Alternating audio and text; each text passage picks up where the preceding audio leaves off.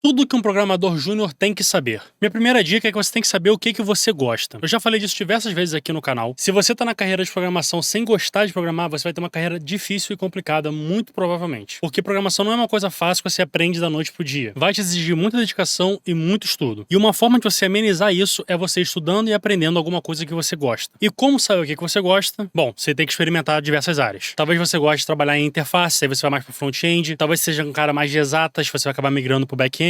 Se você gosta de mexer com servidor, configuração, provavelmente você vai migrar pro lado de DevOps. Ou então, se você gosta de games, talvez você queira desenvolver um jogo. Então, existem diversas áreas na programação e você só vai saber o que você gosta mais conhecendo cada uma delas. Então, minha primeira dica é essa: experimente diversas áreas e veja qual você gosta mais. E uma coisa importante de ser falada aqui é que às vezes você vai trabalhar numa área que você não gosta. E querendo ou não, no trabalho, sempre você vai ser obrigado a fazer coisas que você não gosta, mesmo que seja na área que você gosta. Então, uma segunda dica, mas que ainda é uma tangente aqui da primeira, é que você tem que sempre ter um side project, alguma coisa que te lembre o porquê que você gosta de programar. Alguma coisa que te incentiva a programar só pelo prazer de programar, sem ser por dinheiro. É muito importante isso, porque isso vai te ajudar a evitar ter burnouts. Então, para resumir, minha primeira dica é: explore diversas áreas. Mas a minha segunda dica, ela vai um pouco ao contrário disso, que é: você tem que se especializar em alguma coisa. Não seja aquele cara que a cada 2 semanas está aprendendo alguma coisa nova e nunca especializa em nada. Aí você vai colocar lá no seu currículo: eu sei Python, JavaScript, Java, Rust, Go, C Sharp, C++ e C. E tudo que você sabe fazer nessas linguagens é escrever Hello World. Você não sabe mais nada além disso. Especialize numa linguagem, domine uma linguagem, conheça a API de uma linguagem.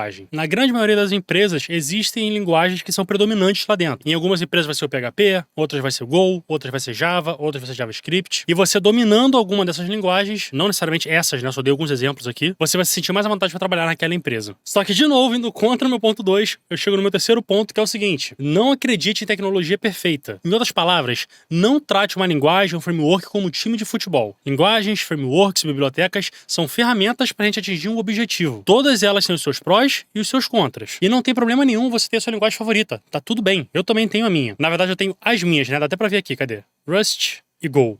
Eu gosto muito. Mas eu entendo a limitação de cada uma delas. E eu sei que elas não são as melhores opções para tudo. Então você precisa entender isso. Você precisa entender que linguagens são só ferramentas. Só que cuidado, você tem sim que se especializar, mas você tem que estar sempre preparado para se atualizar também. As empresas vão se atualizando com o tempo, elas vão mudando os frameworks que elas usam, elas vão mudando as linguagens que elas usam, e você tem que ser capaz de se adaptar. É claro que com o passar do tempo vai ficando cada vez mais fácil você aprender uma linguagem nova. E esse conselho acaba sendo mais para plenos e sêniors do que para júniors em si. Você não pode ser aquele cara que tem 10 anos de experiência e só sabe fazer uma coisa. Você tem que ser adaptável. E isso, claro, vale para júniors também. E isso me leva ao meu quarto ponto, que é: você precisa entender os porquês. Por que uma empresa optou por uma linguagem ao invés de outra? Ou então, por que uma empresa optou por um framework ao invés de outro? Mas o mais importante de tudo, você precisa entender o porquê do seu código funcionar ou não funcionar. Você não pode ser aquele cara que vai lá no Stack Overflow ou pergunta no ChatGPT e copia e cola o código e pronto. Você precisa saber explicar por que o seu código funciona e como ele funciona. E para entender isso, você muito provavelmente vai precisar da minha quinta dica, que é que você precisa entender os fundamentos. Essa eu acho que é a mais clichê de todas, a mais batida, mas que é extremamente importante. Você precisa entender os fundamentos. Você precisa entender controle de fluxo, variável, constantes, classes, funções, métodos, estrutura de dados, tipos, o que é uma string, o que é um inteiro, o que é um float.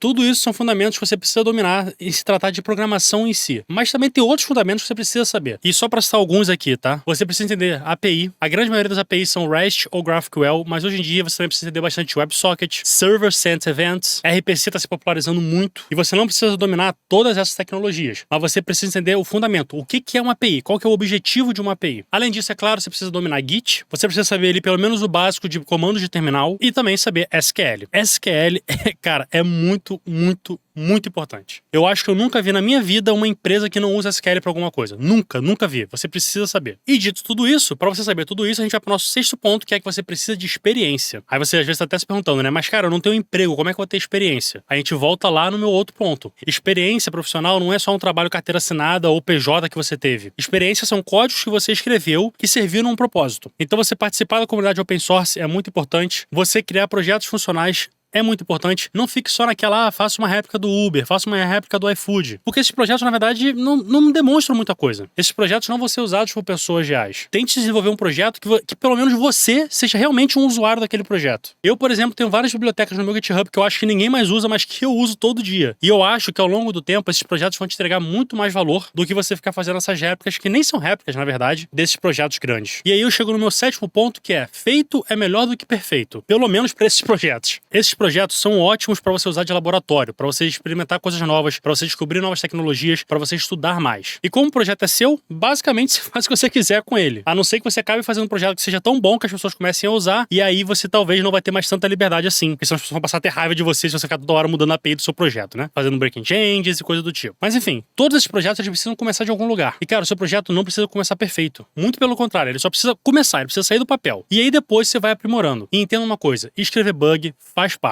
Não importa se você é júnior, trainee, Senior, Distinguished, você vai escrever bugs. Quer um exemplo? Vai no GitHub de Go, a linguagem de programação Go, e procura lá, Revert. Você vai ver a quantidade de commits que tiveram, revertendo commits anteriores, porque eles introduziram bugs na linguagem. Então, se é um projeto que é mantido por pessoas extremamente inteligentes tem bugs, tá tudo bem o seu também ter. Você vai escrever bugs e faz parte, aceite isso. Só que isso também não é justificativa para você escrever código de qualquer jeito. Depois que você escrever o seu código, faça um teste do seu próprio código. Veja se ele funciona. Não espere aquele código chegar em produção para ele começar a dar problema. Provavelmente isso vai acontecer. Mas aí tem que ser porque você realmente não previu aquilo. E não porque simplesmente você fez de qualquer jeito. Isso faz muita diferença e as pessoas vão saber distinguir uma coisa da outra. E falando sobre isso, eu chego no meu ponto 8, que é coloque um projeto seu no ar. Ou mais de um projeto, na verdade. Quando você coloca um projeto no ar, principalmente se ele passar a ser utilizado por outras pessoas, você vai achar muito bug. Você também vai passar por dificuldades, talvez o servidor não vai dar conta da carga, talvez você vai ter problema com o certificado, ou então você pode ter algum problema no servidor em si, alguma configuração errada do servidor. Ter um projeto no ar é uma excelente forma de você aprender, porque você vai passar a ter conhecimento na prática de como resolver problemas. E para resolver problemas, a gente chega no meu ponto 9, que é saiba pesquisar. Cara, entenda que pesquisar no mundo da programação não é usar Google e ChatGPT. Não tem problema nenhum você usar essas ferramentas, você pode usar, mas não é só isso. E você vai começar a perceber que quanto mais específico é algo que você está pesquisando, mais difícil vai ser você achar a resposta ou no ChatGPT ou no Google. No Google, provavelmente você vai achar um bando de respostas que não tem nada a ver com o que você perguntou em primeiro lugar, e no ChatGPT, provavelmente ele vai te dar uma explicação errada. E existem várias formas de você pesquisar essas coisas, além do Google e do ChatGPT. Sei lá, comunidade, servidores de Discord, por exemplo, mas o mais importante é saber justamente pesquisar em issues do GitHub. Tem muita coisa que você só vai achar numa issue antiga do projeto que você está usando e que vai te explicar exatamente como resolver o seu problema ponto a ponto. E com isso a gente chega no meu ponto 10, que é, cara, você precisa estudar inglês. Não tem jeito. Mesmo que você não queira trabalhar pra fora, você quer só continuar trabalhando no Brasil, não tem jeito. Você tem que saber inglês. Porque se você pesquisar as coisas em português, vai ser muito mais difícil você achar a resposta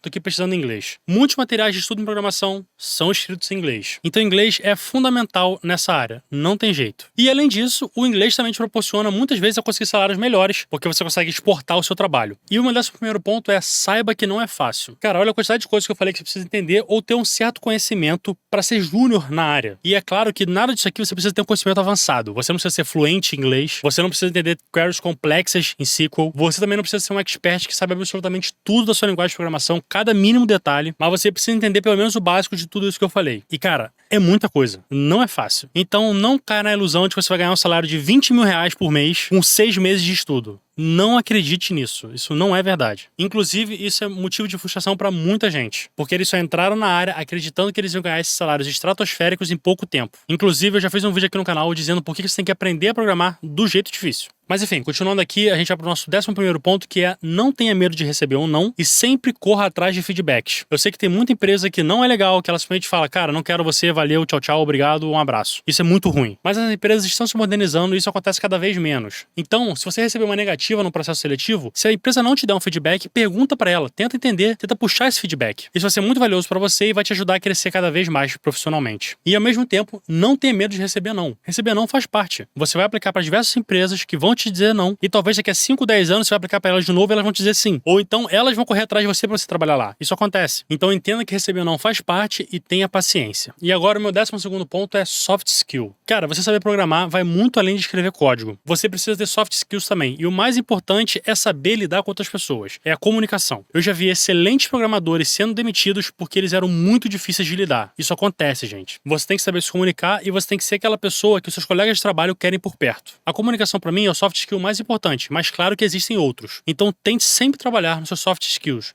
Não esqueça deles. Muitas vezes a gente acha que o programador é lobo solitário que fica isolado no computador dele só escrevendo código. E na maior parte do tempo é sim isso. mas você também vai interagir com outras pessoas no trabalho, então é muito bom você ter soft skills. E eu acho que tudo isso é um bom condensado de coisas que você precisa saber para se tornar um júnior. Se você acha que eu esqueci de alguma coisa, ou se eu coloquei coisa demais aqui, deixa aqui nos comentários. Eu acho que essa é uma discussão muito valiosa para toda a comunidade. E me diga aí, se você é júnior, qual que você vê que é a sua maior dificuldade no mercado de trabalho? O que você gostaria de aprender e que você sente falta de conteúdo? Quem sabe eu não faço um vídeo explicando algo sobre isso. E se você gostou desse vídeo, não esquece de deixar o like, se inscrever aqui no canal. Mas, por esse vídeo é isso, eu espero que ele tenha te ajudado de alguma forma e até o próximo. Valeu!